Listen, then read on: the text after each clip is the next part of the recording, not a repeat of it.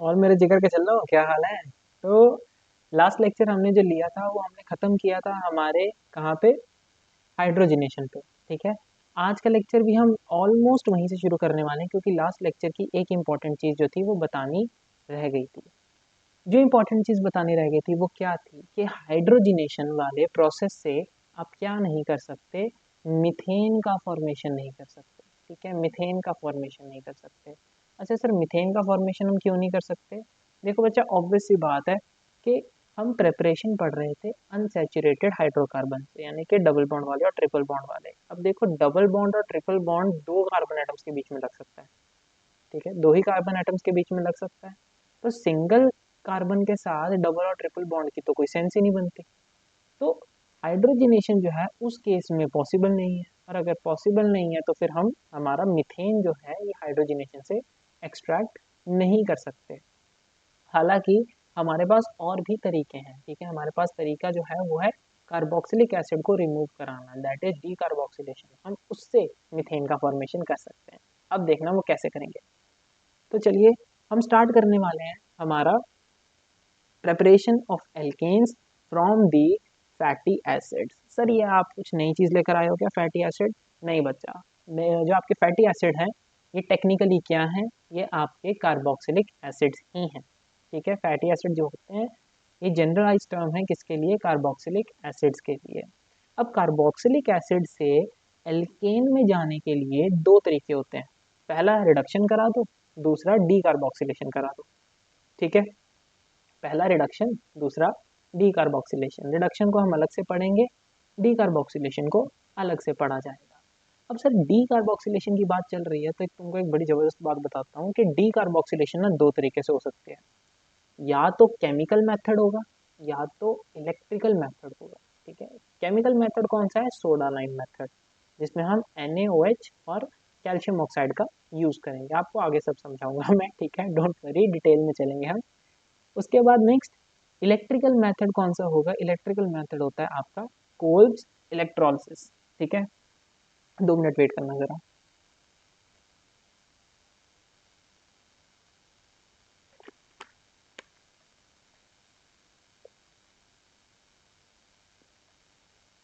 वो थोड़ा मेरे ना अभी मुंह में थोड़े छालों की प्रॉब्लम चल रही है, तो बड़ा फ्रीक्वेंटली पानी पीना पड़ता है साथ साथ में।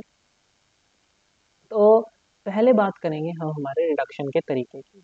अच्छा, रिडक्शन का तरीका सर कैसे लगाएंगे, when fatty acids are heated with HI in the presence of red phosphorus it will reduce and form alkanes. देखो, आपको HI का यूज़ करना है। ठीक है, HI का यूज़ करना है, हाइड्रोजन आयोडाइड का यूज़ करना है HI का। और किसकी प्रेजेंस में करना है, रेड फॉस्फोरस की प्रेजेंस में। अब टेम्परेचर की बड़ी इंपॉर्टेंट चीज़ है यहाँ पर, आपको टेम्परेचर कितना चाहिए, 150 डिग्री सेल्सियस का टेम्परेचर चाहिए।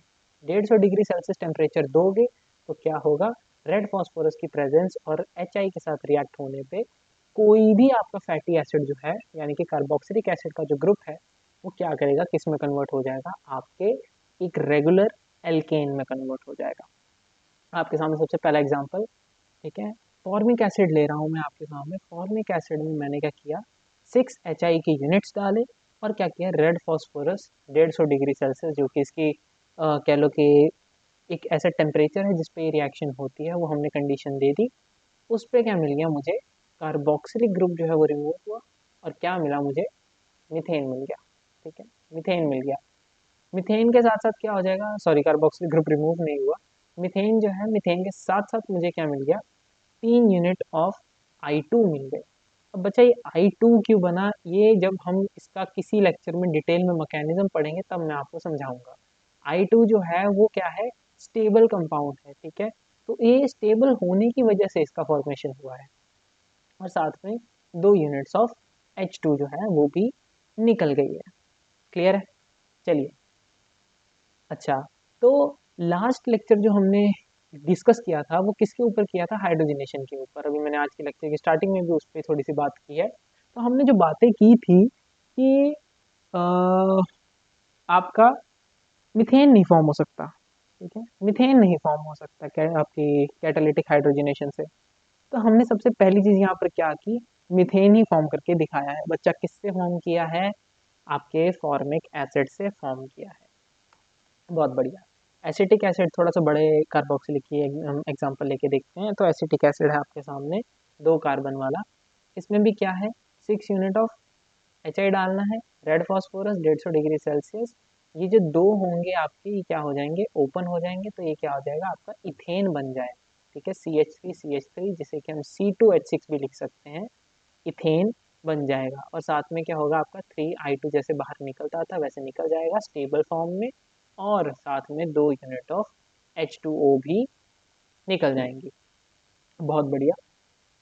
नेक्स्ट आता है आपका डी कार्बोक्सिलेशन। रिडक्शन का तरीका हो गया डी कार्बोक्सिलेशन। अब डी कार्बोक्सिलेशन नाम समझो, डी कार्बोक्सिलेशन यानी कि डी का मतलब क्या होता है, रिमूवल। केमिस्ट्री में डी का मतलब रिमूवल। कार्बोक्सिलेशन किसके लिए, कार्बोक्सिलिक एसिड के लिए यूज हुआ है। तो बच्चा कार्बोक्सिलिक एसिड का रिमूवल होगा, उसे बोला जाएगा डी कार्बोक्सिलेशन। कार्बोक्सिलिक एसिड का रिमूवल उसे बोला जाएगा डी कार्बोक्सिलेशन। अच्छा, 2 तरीके थे बताए थे मैंने। कौन से 2 तरीके, पहला तरीका था आपका सोडा लाइम मेथड जिसे कि केमिकल मेथड कहते हैं, और दूसरा कोल्ड इलेक्ट्रोलिसिस जिसे कि इलेक्ट्रिकल मेथड बोला जाता है। तो अभी क्या करने वाले हैं, हम सोडा लाइम मेथड करेंगे सबसे पहले।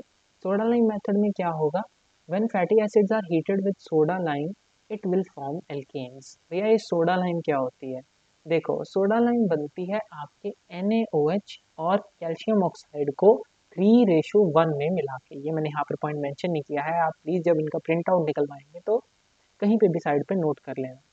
3:1 में जब आप क्या करोगे, NaOH, ठीक है, यानी कि सोडियम हाइड्रोक्साइड और कैल्शियम ऑक्साइड को मिक्स करोगे तो क्या बनता है, आपका सोडा लाइम प्रिपेयर हो जाता है।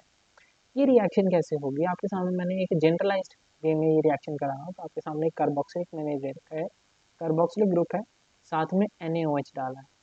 अब ब्रेकिंग आपको समझनी पड़ेगी बच्चा, ब्रेकिंग समझनी पड़ेगी। जब आपका कार्बोक्सिलिक RCOOH टूटेगा तो ये कैसे में टूटेगा, आपके H पॉजिटिव और RCOO नेगेटिव में। इतनी बात तो आप जानते हैं। तो ये क्या होगा, जहाँ पर मैंने देखिए लाइन लगाई है, जहाँ पर आपको अगर दिख रही होगी तो मैं थोड़ा सा कर देता हूँ इसे। ठीक है, चलिए, ये दिख रहा होगा आपको। मैंने जहाँ पर लाइन लगाई है वहीं से इन बॉन्ड्स की क्या होगी, ब्रेकिंग होगी। वहीं से क्या होगी, इन बॉन्ड्स की ब्रेकिंग होगी। तो ये क्या है, किस में टूटेगा, RCOO नेगेटिव और H पॉजिटिव में। ठीक है, जबकि NaOH कैसे टूटता है, Na positive and OH negative में। देखिए नेगेटिव वाली एंटिटी को पॉजिटिव के पास भेज दीजिए और पॉजिटिव वाली को नेगेटिव के पास भेज दीजिए, तो क्या हो जाएगा, H पॉजिटिव OH नेगेटिव के साथ मिलके वाटर बनाएगा और चला जाएगा। बचा क्या, RCOO Na। ठीक है, RCOO Na, ये क्या होता है, this is the sodium salt of carboxylic acid. ये क्या है, सोडियम सॉल्ट होता है कार्बोक्सिलिक एसिड का। Sodium salt of carboxylic acid जो है, फिर से इसको हम NaOH के साथ रिएक्ट कराएंगे। ठीक है, फिर से इसको NaOH के साथ रिएक्ट कराएंगे और इस बार साथ में क्या आएगा, CaO, यानी कि सोडा लाइम बन गया। सर हमने क्या किया, सोडियम हाइड्रोक्साइड को किसके साथ रिएक्ट किया, आपके sodium salt of carboxylic acid के साथ, साथ में क्या दे दिया, कैल्शियम ऑक्साइड। NaOH और कैल्शियम ऑक्साइड दोनों को कलेक्टिवली बोला जाता है सोडा लाइम, इसीलिए इसे बोला जाता है सोडा लाइम मेथड। अब देखो यहाँ पर क्या होगा, ये पूरा का पूरा COONA, ठीक है, COONA और यहाँ पर NaO, ये पूरा जो है ये रिमूव हो जाएगा किसकी फॉर्म में, सोडियम कार्बोनेट की फॉर्म में। ठीक है, किसकी फॉर्म में, सोडियम कार्बोनेट फॉर्म। देखो 2 Na है, एक कार्बन है और 3 ऑक्सीजन है, तो Na2CO3 सोडियम कार्बोनेट गया। बचा क्या, बच्चा यहाँ पर बचा है हमारे पास एक R और एक H। बीच में से रिमूवल हुआ तो ऑब्वियसली बॉन्ड बनेगा, तो RH हमारे पास हमारा एल्केन बन के आ गया। क्लियर है, RH हमारा जो है वो यहाँ पर एल्केन बन के आ गया। लेकिन सर समस्या अभी भी नहीं सॉर्ट आउट हुई है। ठीक है, समस्या जो है वो अभी भी सॉर्ट नहीं हुई है। क्यों भाई, समस्या क्यों नहीं सॉर्ट हुई, देखो ध्यान से मेरे पॉइंट को समझने की कोशिश करना। ये रिएक्शन डेफिनेटली हमारा जो थी फॉर्मेशन कर सकती थी चीज़ों का, ठीक है, हमारे एल्केन का फॉर्मेशन कर सकती थी। लेकिन ये रिएक्शन हमारे फॉर्मिक एसिड पर काम नहीं कर सकती थी। क्यों नहीं काम कर सकती थी फॉर्मिक एसिड पे, क्योंकि अगर आपने नोटिस किया होगा, जो आपका पेरेंट कार्बोक्सिलिक एसिड था, जहाँ से हमने रिएक्टेंट कार्बोक्सिलिक एसिड जो था, जहाँ से हमने शुरू किया था, और जो प्रोडक्ट बना है, इन दोनों में एक कार्बन एटम का डिफरेंस है। ठीक है, यानी कि रिएक्टेंट में से एक कार्बन एटम जब घटता है तो वो प्रोडक्ट बनता है।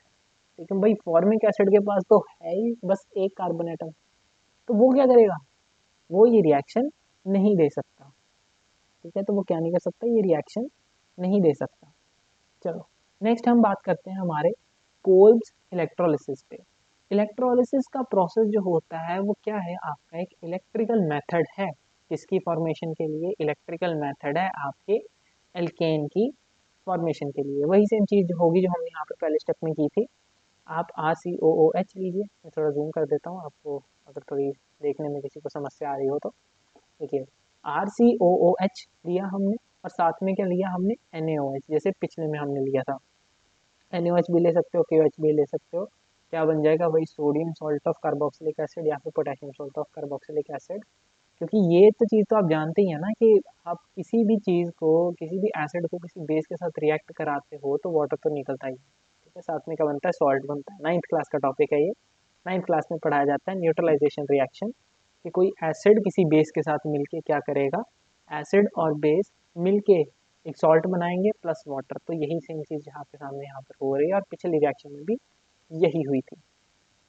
होगा क्या, देखना यहाँ पर समझना। मैंने इस सॉल्ट की 2 यूनिट्स ली हैं।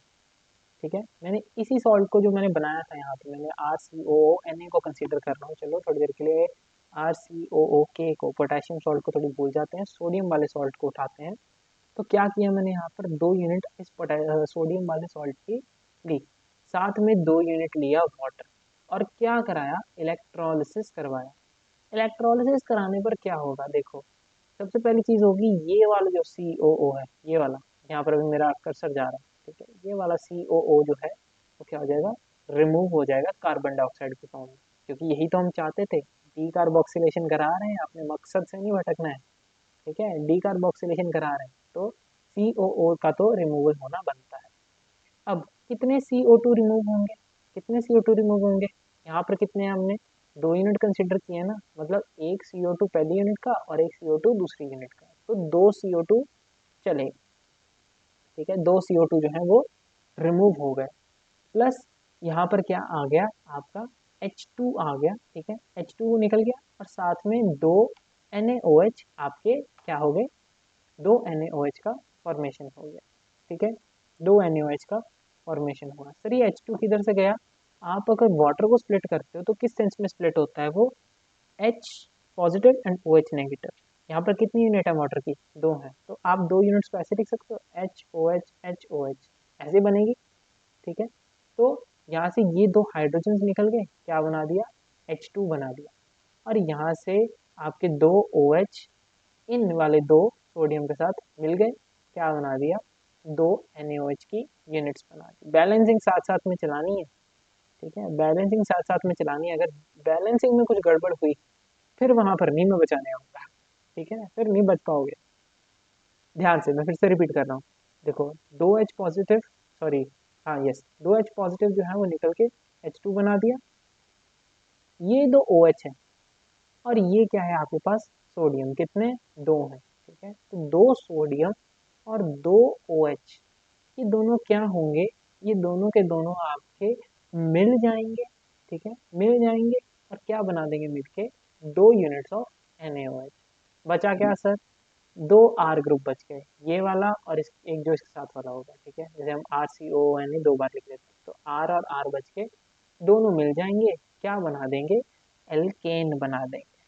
ठीक है, क्या बना देंगे, एल्केन बना देंगे। अब मेन पॉइंट फिर से एक और आता है, क्या, कि ये जो रिएक्शन है ये अप्लाई नहीं होती फॉर्मिक एसिड पे। अगेन द सेम रीजन यार, कि देखो हम क्या करा रहे हैं, technically we are doing the removal of 1 carbon atom. ठीक है, we are doing removal of 1 carbon atom. तो एक कार्बन एटम का रिमूवल जब हम कराएंगे तो बड़ी मतलब ये जेन्युइन सी बात है ना, कि उसी कार्बन एटम की जो हमें रिक्वायरमेंट है उसी का रिमूवल हो गया, फिर क्या का प्रोडक्ट बचेगा, मीथेन तो बनेगा ही नहीं। तो फॉर्मिक एसिड जो है इस केस के लिए सुटेबल नहीं होता।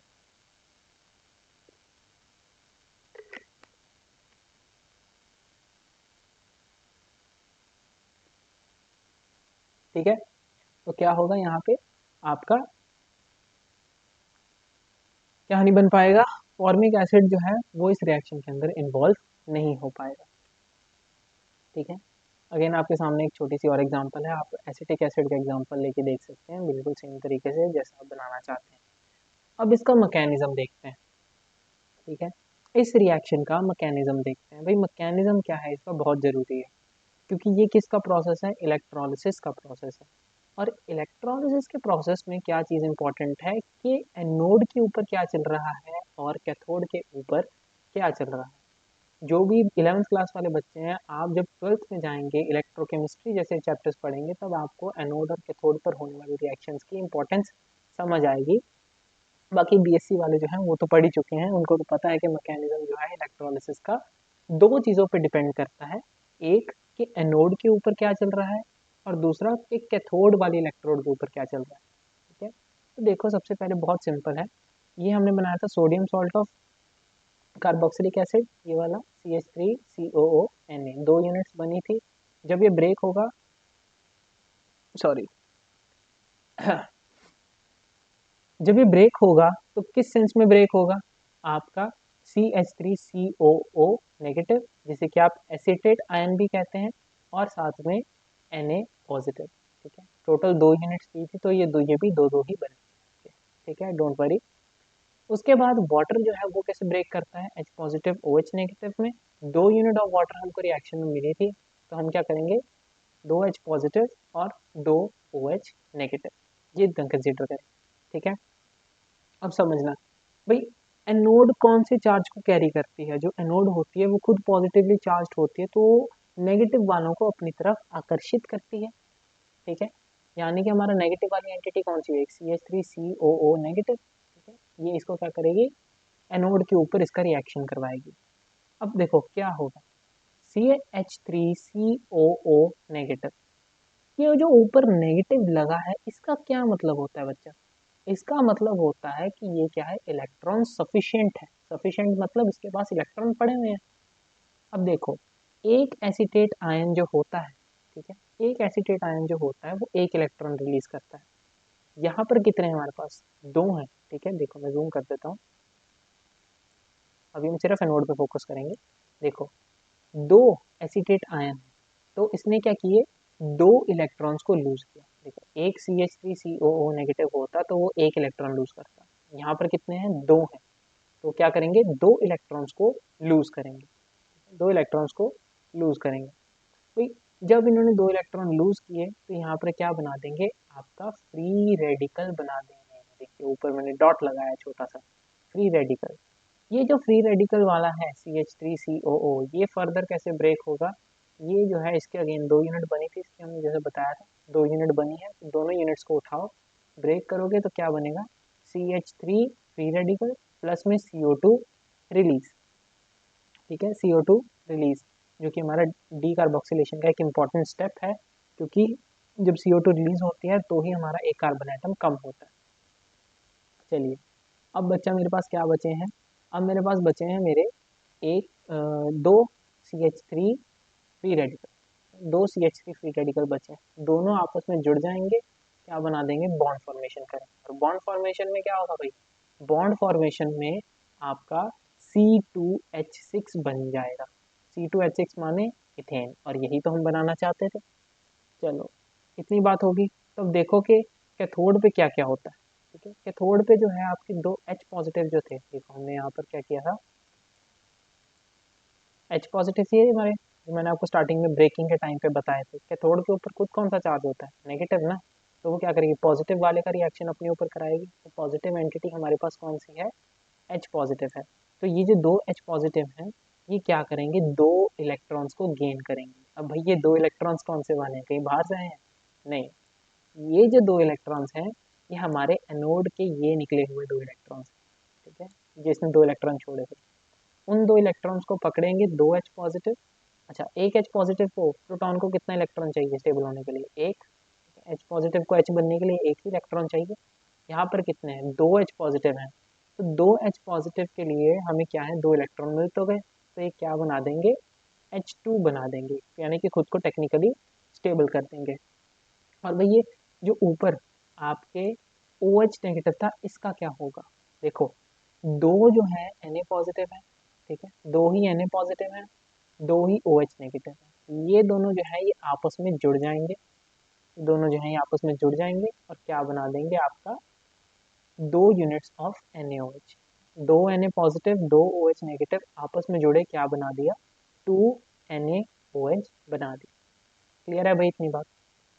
चलिए, नेक्स्ट आता है आपका कि methane can not be form by the cold electrolysis. जैसे कि हमने थोड़ी देर पहले भी बात की थी कि कोल्ड इलेक्ट्रोलिसिस से हम मीथेन का फॉर्मेशन नहीं कर सकते, तो वही सेम पॉइंट रिपीट हो गया है यहाँ पे। अब हम पढ़ने वाले हैं बच्चा फ्रॉम एल्काइल हैलाइड्स। देखो, एल्काइल हैलाइड से एल्केन बनाने के प्रोसेस में हम तीन चीज़ें फॉलो करते हैं, ठीक है, यानी कि सिंपली इसके तीन तरीके होते हैं। देखो, या तो हम सीधा सीधा रिडक्शन कराएं, या तो हम वुड्स रिएक्शन लगाएं, और या फिर हमारा फ्रैंकलैंड रिएक्शन करवाएं, ठीक है। अगर तो मैं बात कर रहा हूँ मेरे रिडक्शन की, ठीक है, तो रिडक्शन के प्रोसेस में सिंपली क्या होगा, ध्यान से समझना, यहाँ पे हम रिडक्शन पहले पढ़ लेते हैं। रिडक्शन के प्रोसेस में क्या है कि alkanes can be prepared by the reduction of the alkyl halide, जो कि हम करने वाले हैं अभी।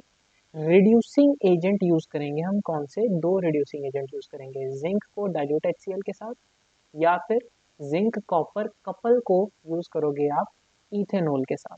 जिंक कॉपर कपल को यूज करोगे इथेनॉल के साथ। अब ये जिंक कॉपर कपल जो है, आप इसको सिंपल भाषा में अगर समझो तो सिंपल भाषा में इसका यही मतलब होता है कि जिंक और कॉपर का एक किसी भी रेशो में एक मिक्सचर बनाया हुआ है, उसे कपल बोला जाता है, ठीक है। तो जिंक कॉपर कपल जो है उसके साथ ये रिएक्शन करवाएंगे।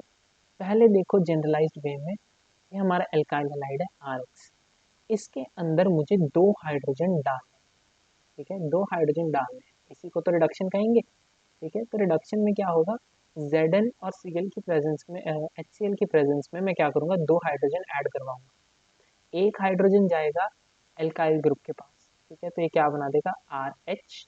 और एक हाइड्रोजन जाएगा किसके पास, आपके हैलोजन के पास, ठीक है, एक हाइड्रोजन जाएगा हैलोजन के पास, तो वो क्या बना देगा, आपका HX बना देगा, ठीक है, हाइड्रोजन हैलाइड बना देगा। हाइड्रोजन हैलाइड जो है वो बाद में रिमूव हो जाएगा, ठीक है। एक एग्जांपल से आपको समझाता हूँ मैं ये, और अच्छे से समझ आएगा।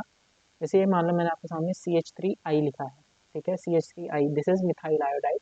तो CH3I जो है मिथाइल आयोडाइड, इसके अंदर जब दो हाइड्रोजन आएंगे तो एक हाइड्रोजन जाएगा CH3 के पास, भाई क्या बना देगा, CH4 बना देगा, ठीक है, CH4 बना देगा। और एक हाइड्रोजन जाएगा किसके पास, आपके आयोडीन के पास, ठीक है, तो वो क्या है, HI बना के HI को हटा देगा, ठीक है, HI जो है वो हमारा बाय प्रोडक्ट बन जाएगी। अब फर्ज करो यार कि अगर मैंने तुम्हारे हेलोजेंस में ही कहीं ना कहीं क्लोरीन छुपा दिया, ठीक है, तुम्हारे एल्काइल हैलाइड में मैंने किसी और हेलोजन की जगह पे क्लोरीन लगा दिया, मैंने कुछ क्लोरीन ने सोचा, ब्रोमीन ने सोचा, आयोडीन ने सोचा, मैंने क्लोरीन लगाया, तो क्या क्लोरीन के केस में भी तुम वही चीज यूज करोगे, जिंक और डाइल्यूट HCl? नहीं। क्यों नहीं यूज करोगे? क्योंकि जो HCl है वो रिएक्शन के अंदर कॉज करेगा डिस्टर्बेंस। तो यहाँ पर आप जो है कपल वाला तरीका यूज करोगे। कपल वाला कौन सा तरीका? कपल वो वाले कपल नहीं, जिंक और कॉपर का कपल, ठीक है, तुम तो सिंगल हो। चलो, जिंक और कॉपर का जो कपल होगा वो क्या होगा, आप किसके साथ यूज करोगे, इथेनॉल के साथ यूज करोगे। काम वही होगा, ठीक है, दो जो आपके हाइड्रोजन हैं ये ऐड हो जाएंगे। एक हाइड्रोजन जाएगा आपके C2H5 के पास, और एक हाइड्रोजन जाएगा आपके Cl के साथ, ठीक है, रिश्ता वही, सोच नहीं, ठीक है। तो रिएजेंट बदला है बस, तरीका नहीं बदला है रिडक्शन का। क्या बना देंगे आप यहाँ पर, इथाइल क्लोराइड से इथेन का फॉर्मेशन कर सकते हैं यहाँ पर बड़ी आसानी से, ठीक है।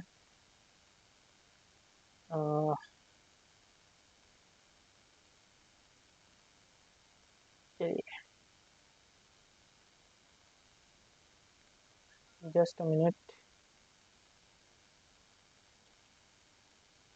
छोटी सी गड़बड़ हो गई है।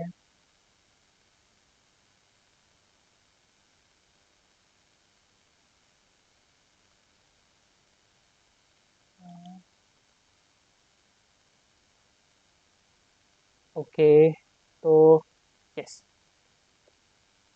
जी जी जी, चलिए चलिए चलिए चलिए चलिए चलिए चलिए चलिए चलिए चलिए। कहाँ पे थे? ये तो आई गेस हमने काफ़ी टाइम पहले कर लिया था। ठीक है ना हम?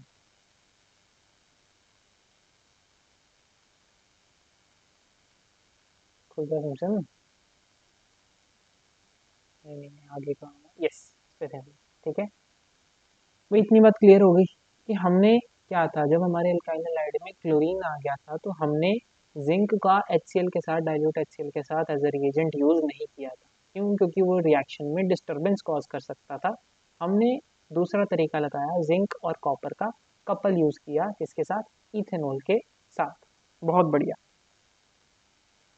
नेक्स्ट आता है बच्चा हमारा Wurtz reaction. Wurtz reaction is very very very simple reaction. इसका मैकेनिज्म जो है वो हम ट्राई करेंगे कि इसी वीडियो में जो है कवर कर दें, नहीं तो फिर हम इसको नेक्स्ट वीडियो तक बात लेके जाएंगे। ठीक है।